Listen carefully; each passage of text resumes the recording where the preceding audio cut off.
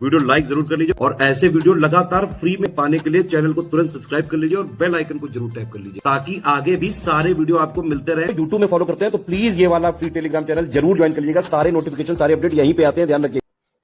नमस्कार दोस्तों, स्वागत है आपका स्टडी फॉर एग्जाम्स में। दोस्तों, यूपीएसआई 2025 के लिए सामान्य अध्ययन सीरीज का यह 10वां वीडियो है। 9 वीडियो पहले आ चुका है और उसके लिए प्लेलिस्ट भी बना दिया गया है। अगर आपने वो वीडियो नहीं देखा है तो प्लेलिस्ट को फॉलो करके सभी वीडियो देख लीजिएगा। तो आइए वीडियो शुरू करते हैं और देखते हैं आज का पहला प्रश्न। पहला प्रश्न है, किसके बीच कुमायूं हिमालय का विस्तार है? 4 ऑप्शन दिया गया है। ऑप्शन आप लोग ध्यान से पढ़िए। तो इसका जो सही आंसर है वो आपका ऑप्शन बी है। कुमायूं हिमालय का जो विस्तार है वह सतलुज और काली नदी के बीच स्थित है। कुमायूं हिमालय, इसका ऑप्शन बी सही है। बढ़ते अगले क्वेश्चन की तरफ। अगला क्वेश्चन है, निम्नलिखित में से कौन सा संगठन 1982 में ग्रामीण वित्त व्यवस्था में सम्मिलित सभी संस्थानों की गतिविधियों के समन्वय के लिए स्थापित किया गया था? एफसीआई, सिडबी, नाबार्ड, एपीईडा। तो इसका जो सही आंसर है वो आपका ऑप्शन बी, ऑप्शन सी। 1982 में नाबार्ड की स्थापना की गई थी और इसका जो मुख्यालय है वो मुंबई में स्थित है।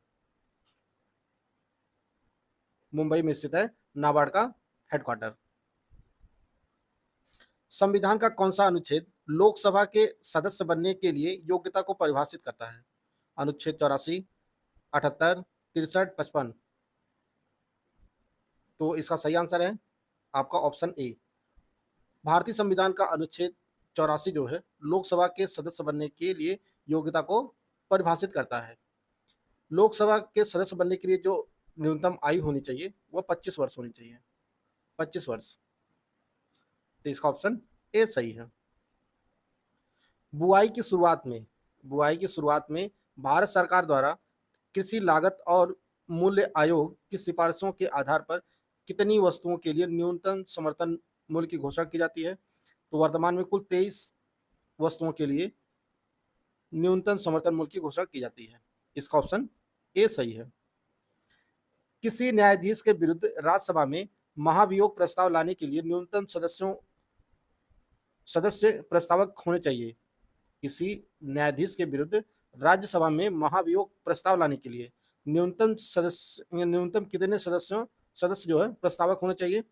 तो न्यूनतम 50 सदस्य के हस्ताक्षर होने चाहिए। इसका ऑप्शन सी सही है।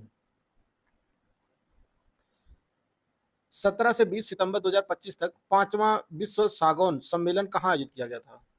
तो 5वां विश्व सागौन सम्मेलन केरल के कोच्चि में आयोजित किया गया था। इसका ऑप्शन बी सही है। दादर और नगर हवेली तथा दमन और दीव केंद्र शासित प्रदेश का कौन सा जिला भारत का पहला ऐसा जिला बन गया है जिसने अपनी संपूर्ण ऊर्जा आवश्यकता को सौर ऊर्जा में पूरा किया है? 4 ऑप्शन दिया गया है। ऑप्शन आप लोग ध्यान से पढ़िए। तो इसका जो सही आंसर है वो आपका ऑप्शन सी है।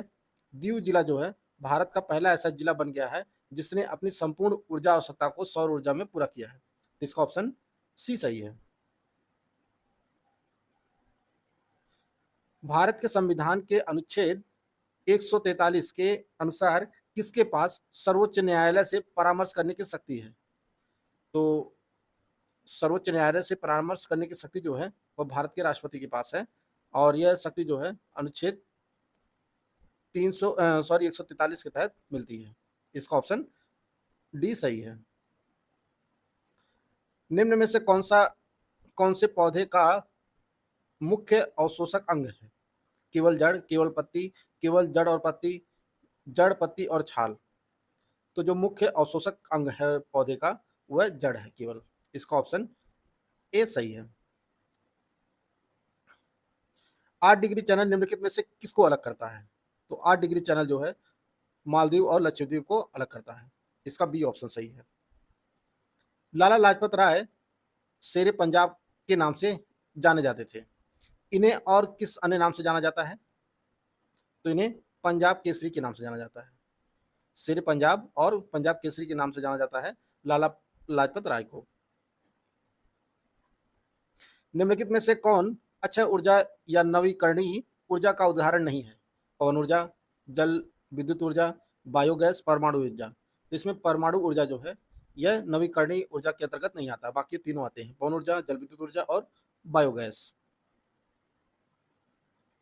किस बौद्ध संगीति में बौद्ध धर्म दो भागों में विभाजित हुआ था? प्रथम, द्वितीय, तृतीय, चतुर्थ। तो जो चौथी बौद्ध संगीति थी, इसमें बौद्ध धर्म जो है दो भागों में विभाजित हो गया था, हीनयान हीनयान और महायान महायान में।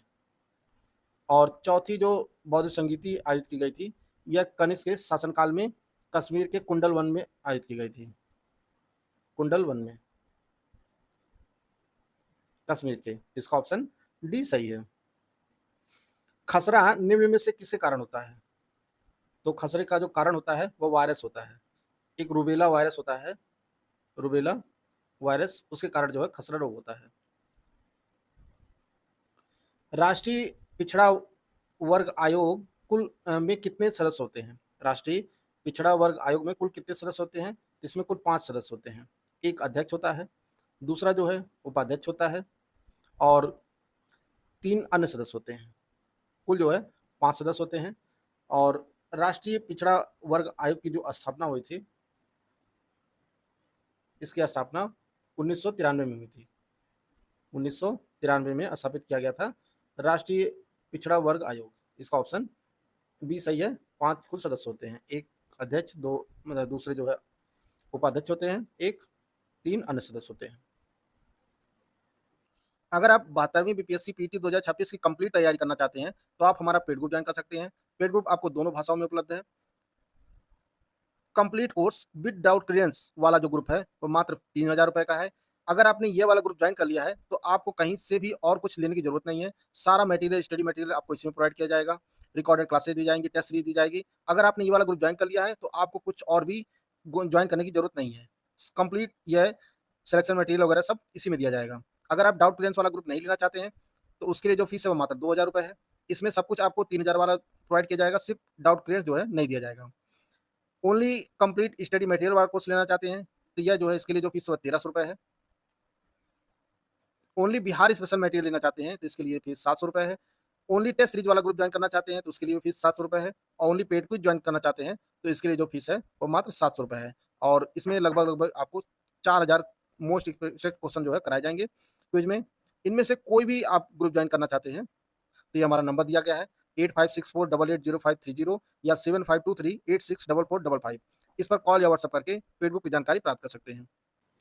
मानव विकास सूचकांक के अंतर्गत निम्नलिखित में से किस विषय को सम्मिलित नहीं किया जाता है? जनसंख्या, शिक्षा, प्रति व्यक्ति आय, जीवन प्रत्याशा। तो इसका जो सही आंसर है वह आपका ऑप्शन ए, इसमें जनसंख्या को जो है शामिल नहीं किया जाता है। मानव विकास सूचकांक में शिक्षा को शामिल किया जाता है, पर कैपिटा इनकम को शामिल किया जाता है और जीवन प्रत्याशा को शामिल किया जाता है। मैंग्रोव पारिस्थितिकी तंत्र के संरक्षण के लिए अंतर्राष्ट्रीय दिवस किस दिन मनाया जाता है? यह 26 जुलाई को मनाया जाता है। इसका सी ऑप्शन सही है।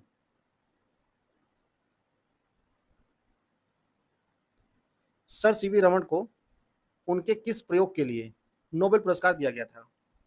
तो इन्हें प्रकाश के प्रकीर्णन की खोज के लिए जो है 1930 में भौतिकी का नोबेल पुरस्कार प्रदान किया गया था, भौतिकी का, प्रकाश के प्रकीर्णन के लिए। तो इसका ऑप्शन सी सही है। भारतीय वन प्रबंधन संस्थान का मुख्यालय कहाँ स्थित है?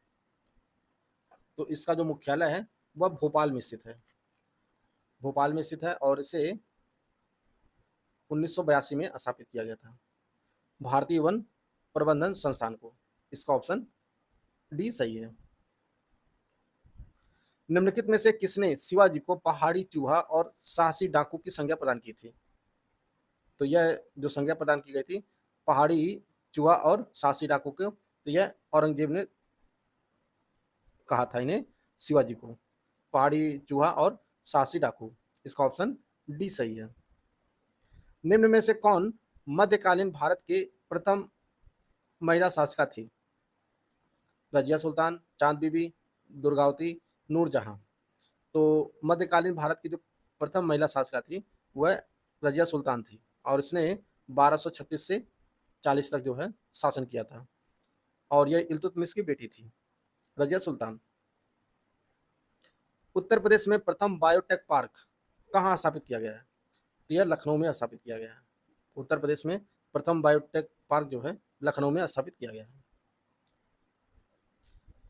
राष्ट्रीय आपदा प्रबंधन प्राधिकरण का गठन कब किया गया था? तो राष्ट्रीय आपदा प्रबंधन प्राधिकरण का जो गठन किया गया था वह 2005 में किया गया था और इसके जो अध्यक्ष होते हैं, अध्यक्ष प्रधानमंत्री होते हैं, प्रधानमंत्री इसके अध्यक्ष होते हैं और राज्यों के जो आपदा प्रबंधन प्राधिकरण होते हैं उसके जो अध्यक्ष होते हैं वो मुख्यमंत्री होते हैं। राष्ट्रीय वाले का प्रधानमंत्री और जो राज्य स्तर पर राज्य का जो आपदा प्रबंधन होता है उसके जो अध्यक्ष होते हैं वह मुख्यमंत्री होते हैं। निम्न में से कौन सा युग्म सही सुमेलित नहीं है? पारिस्थितिकी विज्ञानों का केंद्र बेंगलुरु, भारतीय वन्य प्राणी संस्थान देहरादून, भारतीय कृषि अनुसंधान संस्थान कोलकाता, गोविंद वल्लभ पंत राष्ट्रीय हिमालय पर्यावरण संस्थान अल्मोड़ा। इसका जो सही सुमेलित नहीं है वो आपका ऑप्शन सी है, भारतीय कृषि अनुसंधान संस्थान। यह जो है नई दिल्ली में स्थित है, नई दिल्ली में। बाकी तीनों जो है वह सही सुमेलित हैं। भारत ने किस वर्ष तक 100 गीगावाट परमाणु ऊर्जा उत्पन्न करने का लक्ष्य रखा है? तो भारत ने 2047 तक 100 गीगावाट तक परमाणु ऊर्जा उत्पन्न करने का लक्ष्य रखा है और वर्तमान में जो भारत की जो क्षमता है परमाणु ऊर्जा की वह 8 से 9 गीगावाट तक है। 8 से 9 गीगावाट तक जो है भारत की परमाणु ऊर्जा क्षमता है वर्तमान में। तो इसका बी ऑप्शन सही है। तो दोस्तों यह कुछ महत्वपूर्ण प्रश्नोत्तरी थे जिसको हम लोग इस वीडियो में कवर कर चुके हैं। वीडियो अगर आपको अच्छा लगे तो लाइक कर सकते हैं, चैनल को सब्सक्राइब कर लीजिए। मिलते हैं नेक्स्ट वीडियो में, तब तक के लिए जय हिंद, जय भारत।